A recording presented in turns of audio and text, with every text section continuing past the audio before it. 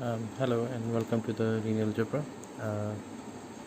In this lecture of linear algebra, we will cover um, change of bases in vector space,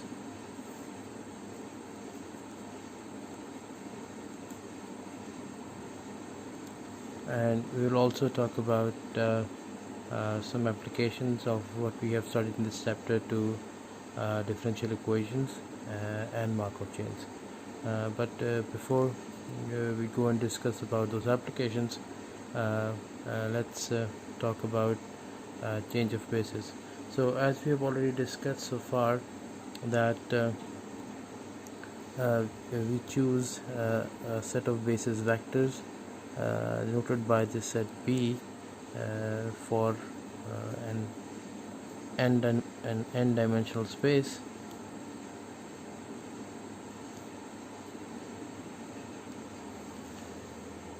So actually these set of bases actually works as a basis for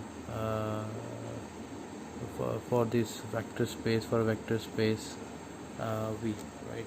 So each x in V we can say that is uniquely identified by its beta coordinate, right? And that we also studied in the last lecture. Then we said that this is nothing but x of b. So the coordinate of x relative to the basis vector b. Okay. Now, now in some applications or in some problems, what we need to do is once we have defined an initial basis set B, we need to change that basis set to another basis set, which is, let's say, C, right? So now the problem becomes how we change a vector x, say for example, defined in vector space B, and represent this vector x, right, in vector space in another vector space C. So for example, to look at this scenario here, say for example that we have this, let's say, elementary coordinate system, which is 1 0 and 0 1.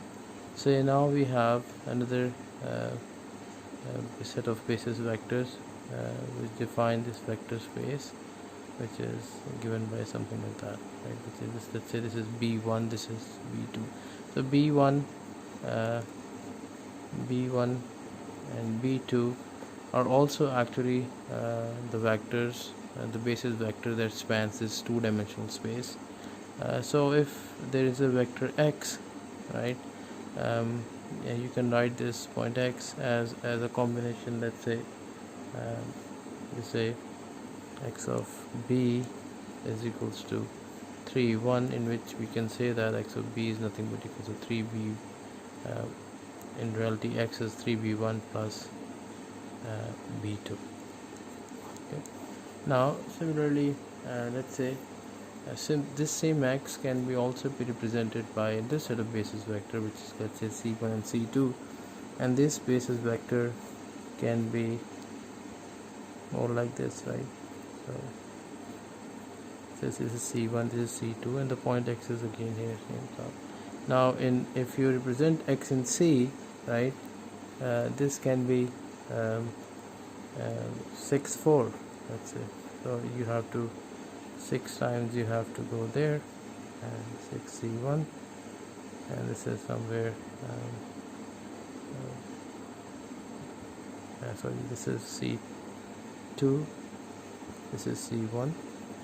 So this is, you have to go 6 times c2 and 4 times c1. If you add them up, you will end up with the same sort of x. It might not be a good representation, but so the same point x can be written as 6 times c1 plus 4 times c2. Okay. Now the problem that we have now is how we are going to change a vector which is defined respect to beta coordinates, with respect to beta set of vectors, to another set of basis vector which is defined by C, right? So one thing that find a connection between the two coordinate system. So the problem here is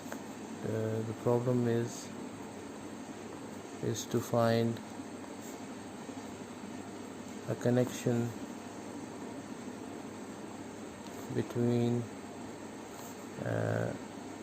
B, which in the previous case was B1 and B2, and C, which in this previous case was C1 and C2, right?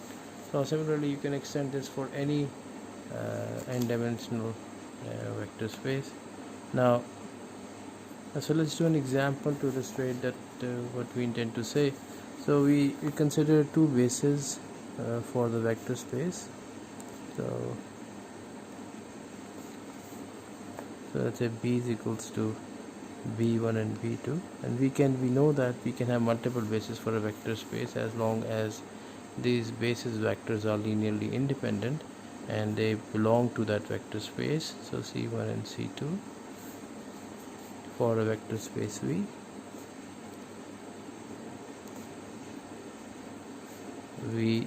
Such that you have got B1 is equals to 4C1 plus C2, and B2 is equals to minus 6C1 plus C2, and also suppose that X is equals to 3B1 plus B2. So in that case we've been given X, coordinate of X relative to B, which is now 3 and 1, right? So 3 and 1. What we have to do is to find X of C, right? So we have to find the coordinate of X relative to C. Okay? Now so in a sense in order to solve this problem, right, so what we need to do is, we know that X of C is something like, which is 3B1 plus B2, and this has to go also in C. It means these B vectors has to be represented in terms of C, because it's a linear transformation, right? So it means I can say that this is 3 times B1 vector has to be represented in C. Similarly, B2 vector has to be represented in C. Okay. Now so what is this telling you? That B1 vector has to be represented in terms of C coordinates, C vectors, and B2 vector has to be presented in terms of the C, or the basis vector of the set C. Okay. Now if you look at this thing here, right, so we can write this X of C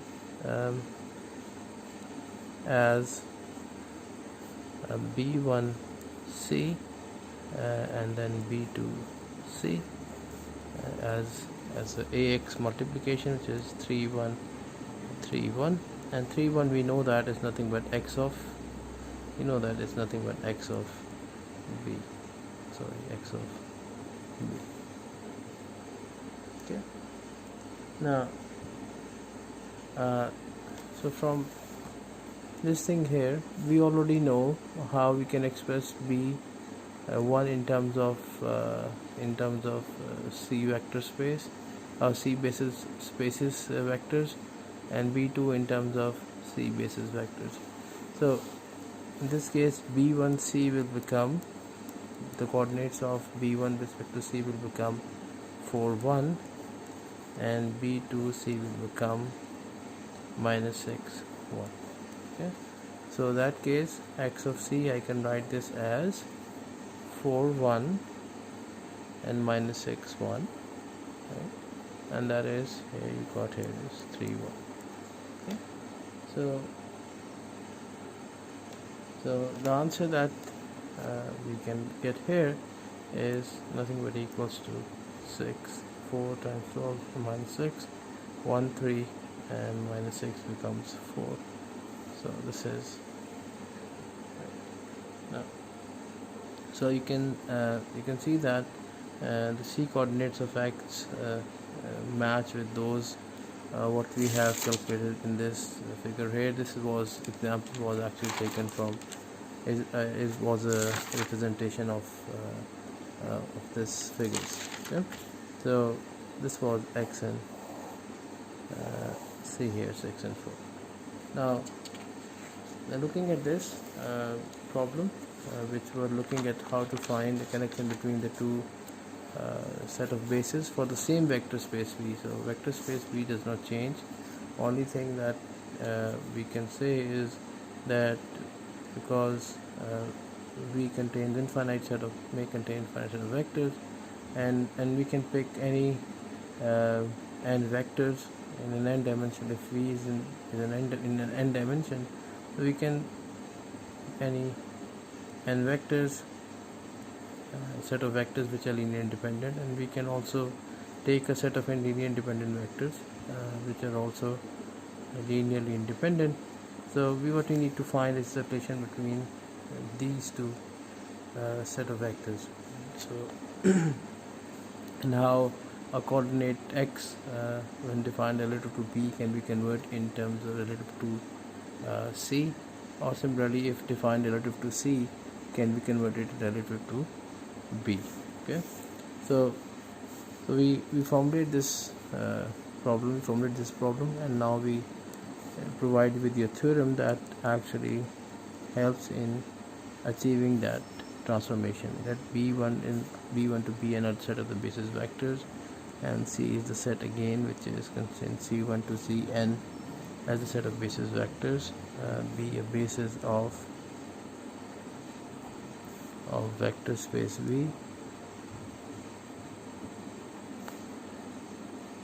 Then we can say then there is a unique n by n matrix, which we write this as P, which transforms the set of bases a point or a coordinate which is defined relative to B and convert it into relative to C. This is given by this transition matrix here, and you can multiply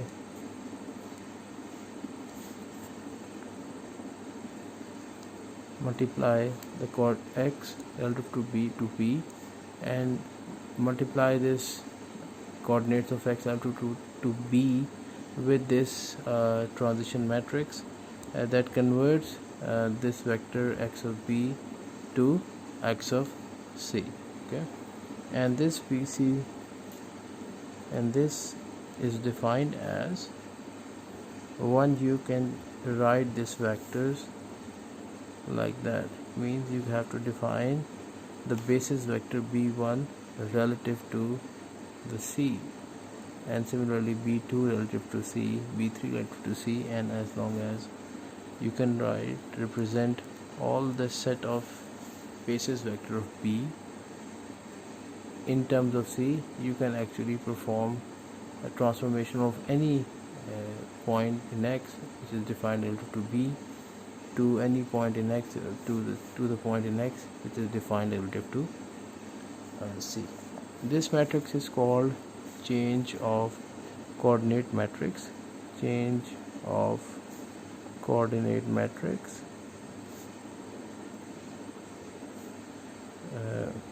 from B to C. Okay.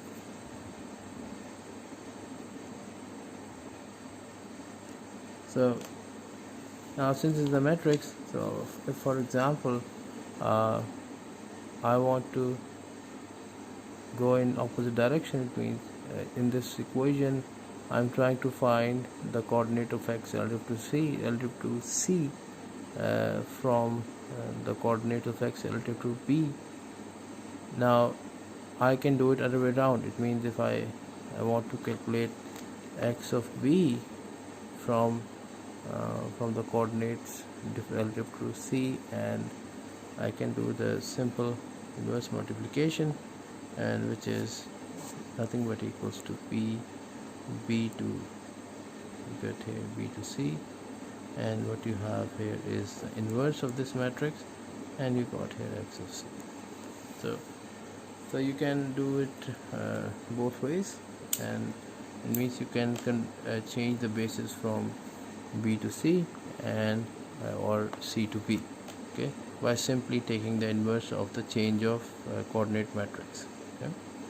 And normally you write this inverse as, because it is very similar expression to this one, we can actually define this inverse as P C to B, and we can as the inverse of this matrix. Okay. Now we have already covered this thing in our last lecture, in which we got this matrix. Remember that if you remember that this was PB in X of B.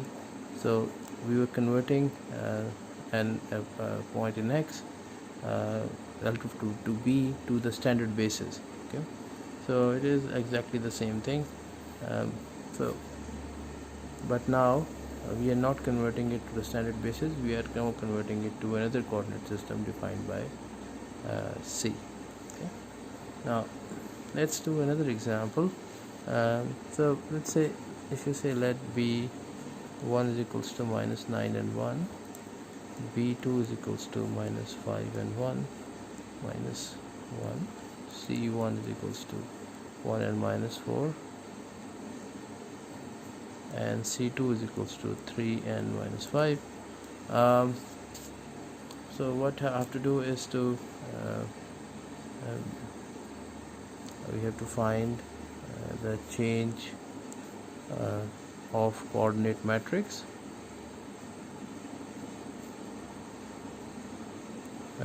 from B to C. Right now, in order to calculate this change of coordinate matrix, what you need to do is to find the coordinates of B1 relative to C, B2 relative to C, and Bn relative to C. Now, since this is the coordinates of B1 and B2, which are defined relative to the standard basis, what we have to now find the coordinates of B1 relative to C and B2 relative to C. So it means if I say what you have to do is to B1C, what you have to find is x1, x2, and similarly B2C, let's assume this is y1 and y2, right? So now this is that means we have to find in order to find a change of coordinate matrix from B to C, which is P B C, you have to find this B1 of C from this very definition, B2 of C, and Bn of C. Now in order to do that, so assume that, let's say the points that of B1 relative to C is x1 and x2, and similarly the points of B2 relative to C is y1 and y2. So what I can write here is that then by very definition, that means C1 C2 if I say into x1 x2 should be equals to B1, and remember this is from the definition that we covered earlier. And similarly, and C1 C2, if I multiply that y1 and y2, that would lead me to B2. Remember this is the same thing as this one. That it means because B1 and B2 are defined with respect to the standard basis, right? So if x is equals to PB times x of B, so it means what I need to do is to find C1 and C2 and define x relative to B, which is nothing but x1 and x2. In this case, b here is c, and for that b1 of c is x1 and x2, and pp is c1 and c2. That converts this matrix as b1 into the standard basis. Similarly, c1 and c2 uh, are the coordinates relative to c, and if I multiply that um, with y1 and y2, then I should also get b2. In this case, b2 is a vector that is defined by the standard basis. You can see here at the very start that b1 is defined in the standard basis, and b2 is also defined in the standard basis. So from this definition you can actually find that out. Now, so it means that it means that c1 so this equation we know is actually a system of linear equation for which we can actually find the standard we can apply the standard method. So because we are trying to find two results here, so I can write this as like this. So it means this one is same, only thing that are different is b1 and b2. So instead, because this actually you can think of this as a matrix, because a matrix is same, we don't need to augment it two times, try to solve it two times. We can do it in a one go, and I can augment this kind of a matrix as c1 c2 and b1 b2, right? So in this case, that in c1 from where is I know that is 1 minus 4, c2 is actually 3 minus 5, and b1 is minus 9 1 and minus 5 1, right? So we know that in order to find the solution, what we have to do is to find its reduced echelon form. And if I find the reduced echelon form by some simple calculation, multiply this by 4, adding it to the second row, will lead me to something like this, which is given as 1 0 0 1, and this is 6 minus 5 and 4 minus 3. So we can equate it separately. So for that one, we have x1 as 6 and x2 as minus 5. For the case, y1 is 4 and y2 is equals to minus 3. So I can write this as b1 of c as 6 minus 5, because remember we have defined it by x1 and x2, and similarly b2 of c, which is defined by 4 and minus 3, which is defined as y1 and y2. Now once we have found this b1c and b2c, we can find b2c as, we know that is b1 of c and b2 of c, which is equals to now 6 minus 5, 4 minus 3. So this is the change of coordinate matrix from b to c. Okay. Now similarly, we can do an example to illustrate what we have said. In this situation, we are now going to find the change of coordinate matrix from b to c, but also we are going to find the inverse of that. It means we want to find a change of coordinate matrix from c to b. Okay. Now again, let's assume that let b1 is equals to 1 and minus 3, and b2 is equals to minus 2 and 4, and let's say sin1 is equals to minus 7 and 9, and c2 is equals to minus 5 and 7. Okay.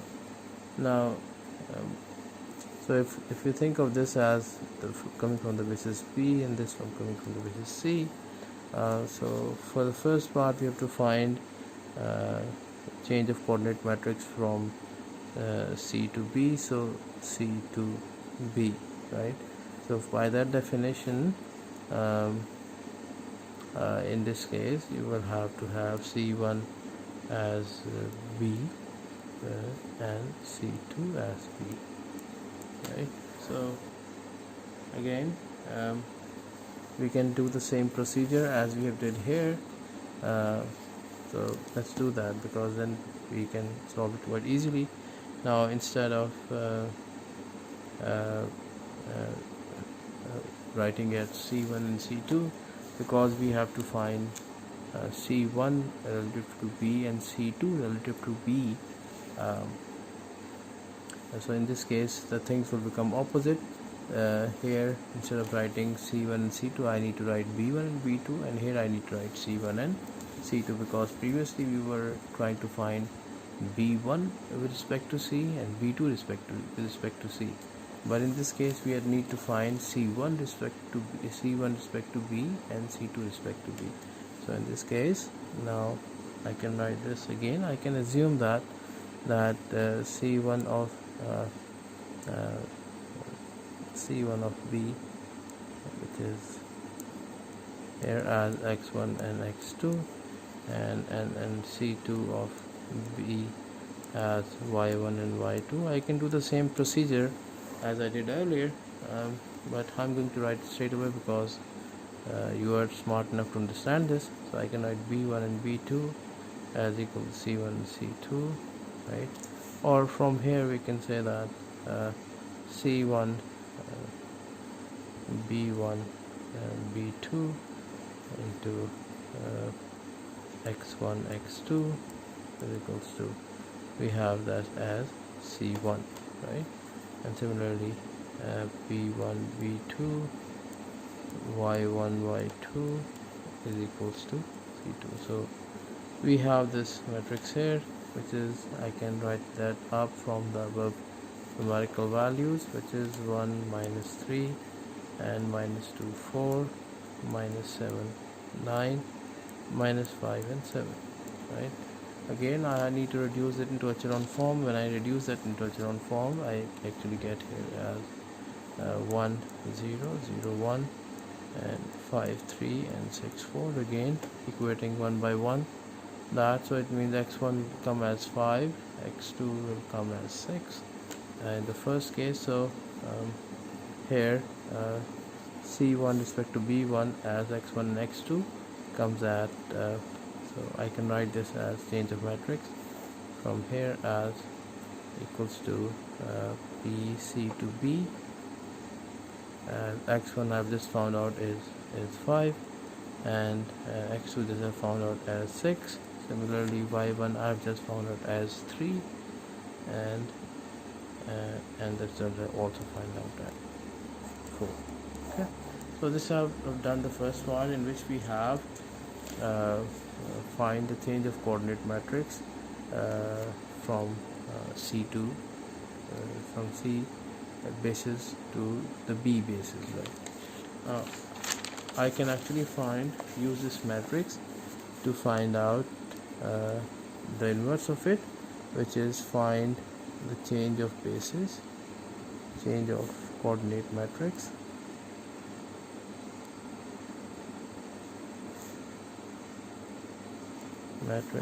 from B to C. Okay, now so once we have already found out C to B, and as I just defined it, what you have to do is to just take the inverse. So in order to find the matrix from B to C, what we have to do is take the inverse from C to B of this matrix, and we know inverse taking is quite simple. We take the determinant and just it's quite easy. So so you have to take the inverse of the following matrix, which is 5 6 3 4, and what you have to take the inverse here, and we can find out this first determinant here, which is 1 by 2 comes out 2, and we have one determinant of A, and adjoint of A, which is 4 minus 3 minus 6 and 5, that comes out to be okay. So it means now we have found out, we have learned that how we can actually convert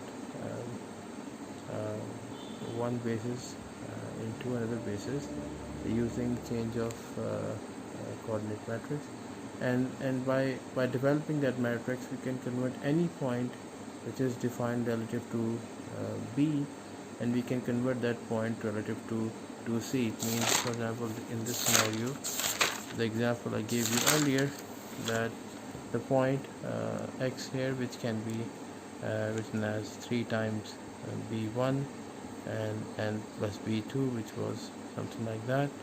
Now, so this point x is defined in terms of these two bases here. I can also represent this point in terms of another set of basis vectors, which is c1 and c2, which can be written as 6 times c1 plus 4 c2. So what I need to what I was trying to solve is how I can convert this basis, b defined b1 and b2, to this basis, right? So any point x that is defined relative to these bases, how can I achieve and find out x of c, which is the coordinates of x relative to the c basis. Okay? Now so we have developed this thing here in this lecture, and so before we end this topic, we want to cover a few more examples, and let's say if I have a basis vector f, which consists of two vectors f1 and f2, and let's say there's say vector g, which is g1 and g2. So all these are bases for vector space, for a vector space V, right? And then P, and we define P as a matrix, P be a matrix whose columns are let's say f1g, f1g and f2g. What do you think? Which of the following do you think is true? By which the following equation is satisfied by P for all V in V? So first equation is, so if there is a vector V and which is in V, so which thing is actually true?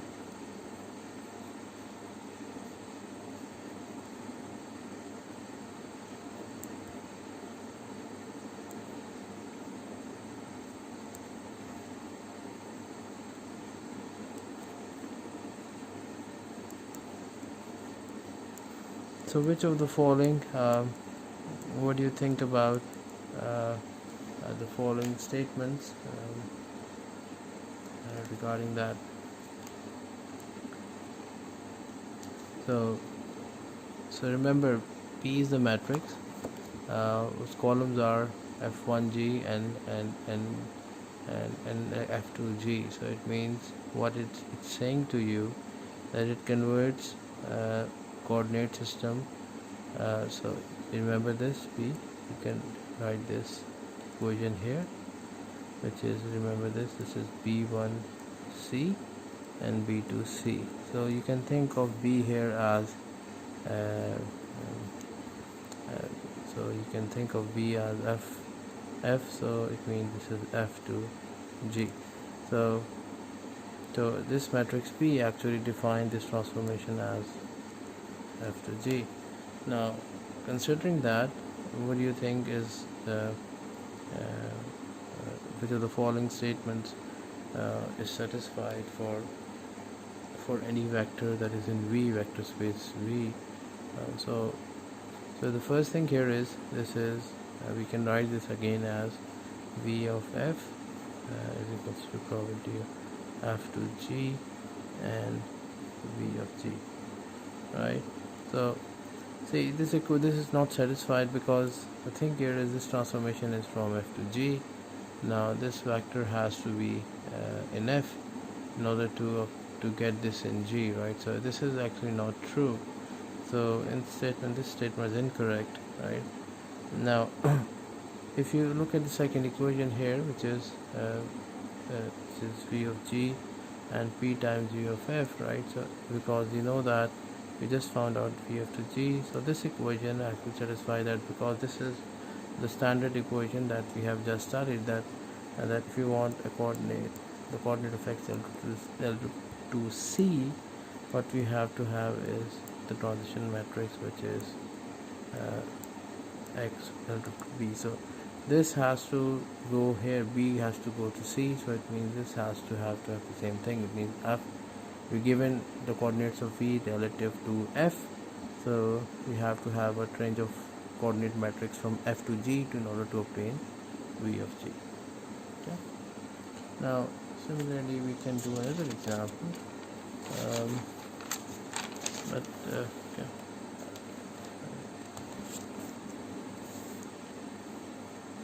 So if I let's say have the matrix P one as we did earlier in our very first example, which was B1 of C as 4 1 and B2 of C as -6 and 1, right? So what we need to do is to find out find the change of coordinate matrix.